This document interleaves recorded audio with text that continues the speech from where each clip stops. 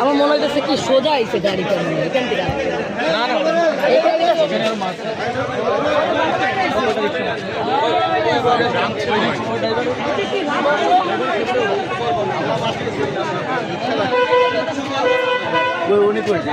গাড়ির ভিতরে ছিল আছে আছে ওই যে না এর সামনেরটা মাল খেয়ে গাড়ি চালালে যাওয়া হয় সামনে বলে অ্যাক্সিডেন্ট করে আসছে ভিতরে বন্ধ করে দিয়েছে ভিতরে কজন ছিল আছে